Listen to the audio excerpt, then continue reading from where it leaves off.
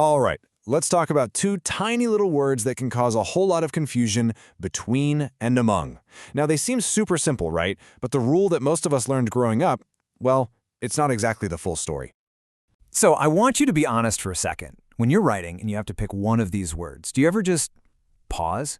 You get that little moment of hesitation? Yeah, most of us do. But today, we're going to get rid of that hesitation for good. Okay, so to really get to the bottom of this, we have to start with what we were all told in school. Let's call it what it is, the 2 versus 3 myth.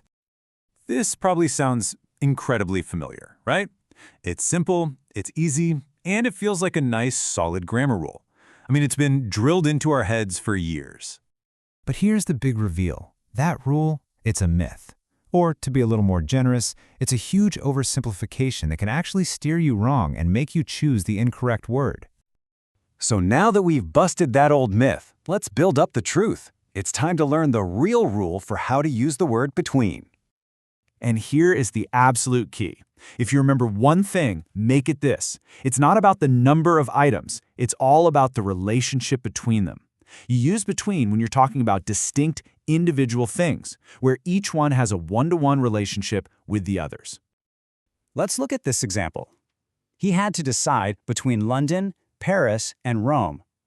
Now wait a minute, that's 3 cities. But between is totally correct here. Why? Because London, Paris, and Rome are distinct, individual choices. He's weighing the relationship between each separate option. And here's another great one. We're talking about 3 very separate, distinct entities: the EU, Japan, and the United States. The talks are happening between these specific powers, creating those one-to-one relationships. So between is absolutely the right word. And of course, there's the straightforward physical meaning. Spatially, between is simple. It just means you're in the middle of something, or in the space that separates a couple of things, like a river that flows between 2 hills. Okay, so I think we've got a really good handle on between. Now let's flip the coin and look at the real rule for using among. Among is all about the group, the collective. You pull this word out when you're talking about people or things that are part of a bigger crowd, a mass, where you're not really singling out any individuals. For instance, you'd say there was a sense of excitement among the students.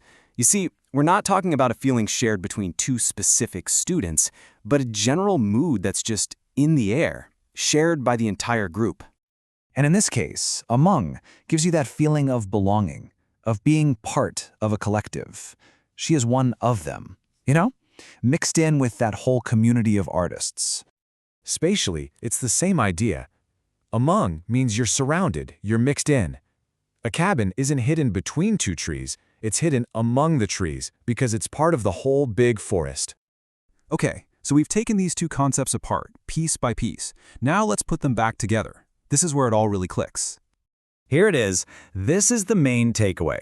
Just forget the 2 versus 3 rule. From now on, just ask yourself one simple question. Am I talking about separate, distinct items? If the answer is yes, you use between. Am I talking about a general group, a collective whole? Then you're going to use among. It's that simple. And this sentence is just perfect. It puts it all together. The negotiations are between specific, distinct companies. But the tension that was created is a collective feeling, a general mood spread among the whole group of employees. See how each word fits perfectly into its role? So there you have it. You've officially unlearned the myth, and now you know the real rule. The only question left is, with this new little bit of grammar clarity, where are you going to notice this or use it correctly first?